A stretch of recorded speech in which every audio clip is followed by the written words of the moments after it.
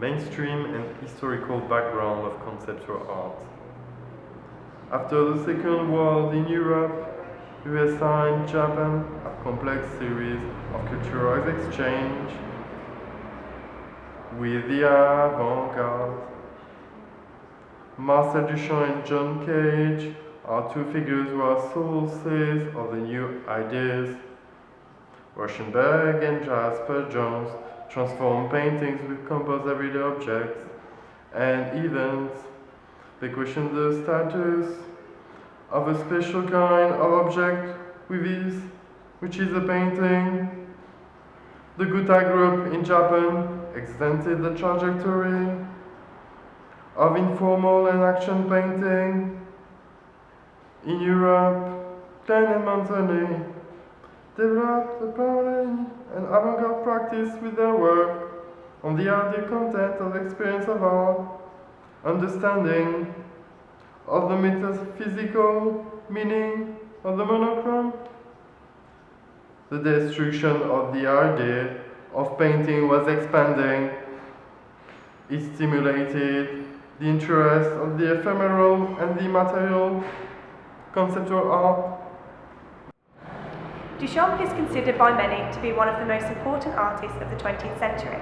Duchamp distanced himself from traditional practices such as painting and focused more on the concept within art, allowing the idea to become the art. His artwork consisted of everyday, mundane objects that he would take out of their usual context and allowed them to be considered as art. Ready-mades, as he called them, changed the way people viewed art, and he began to question the importance of the artists physically making their own work. Even after receiving high volumes of negative feedback about his ready-mades, he managed to influence artists such as Michael Craig Martin and Joseph Kosuth, who have since executed their own art in a similar style. Some would say that he has changed the course of art, allowing the very notion of what is art to be considered.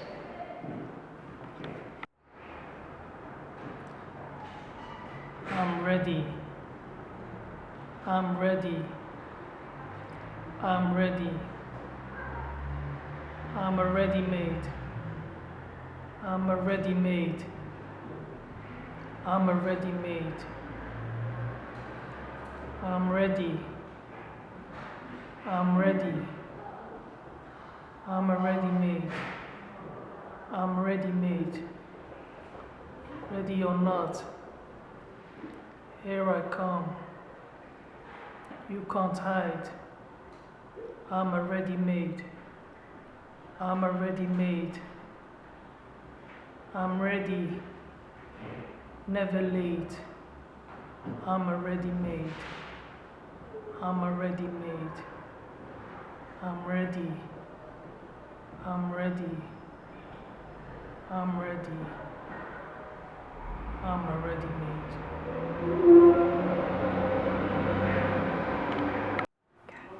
An example of a conceptual work is Joseph Kosuth's clock, 1965, which consists of 5 elements: a photograph of a clock, an actual clock, and entries from a dictionary.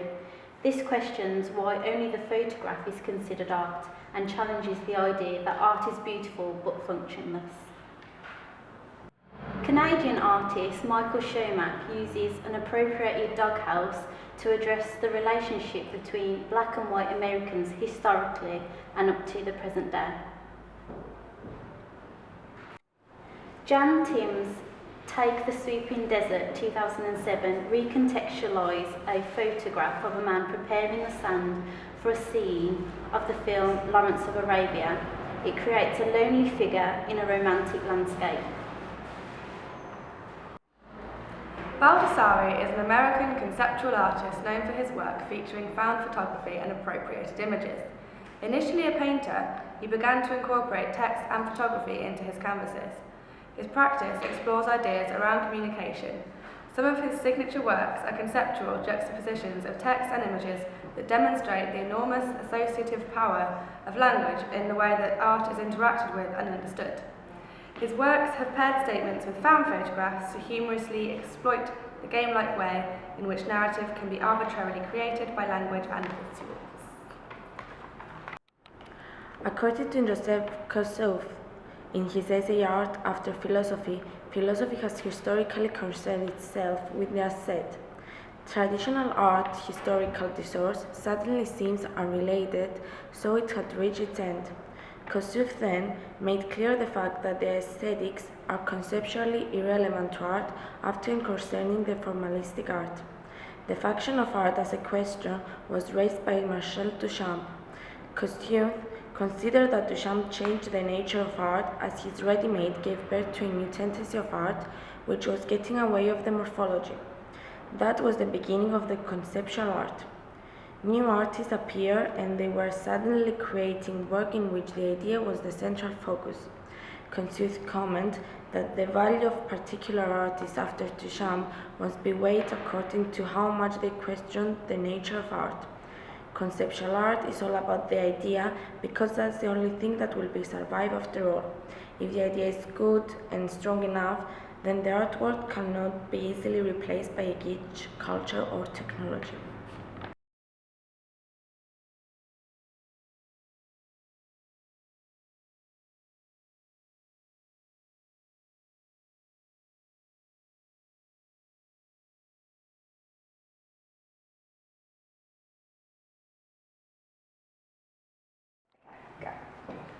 Where conceptualism is to engage the mind, romantic conceptualism evokes emotion too. Heiser argues conceptualism never fully decoupled itself from romantic tradition of art, which privileged subjective emotions and ideas of irrational sensations, spirited materials, and indirect communications. Finished. Is that it? Okay. Yeah.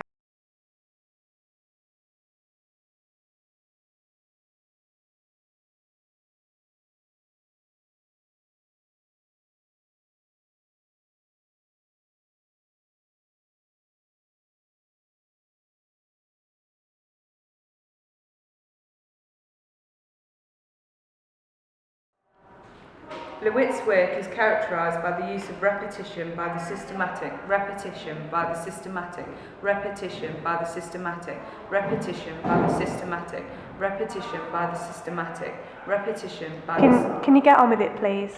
Thank you.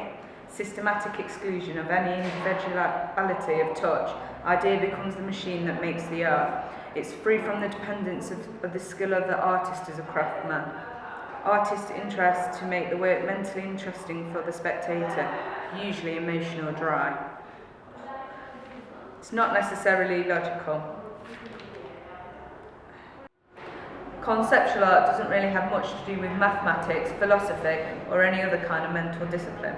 It doesn't matter if the viewer doesn't get the point or the concepts of the work. Different people will understand the same thing in a different way.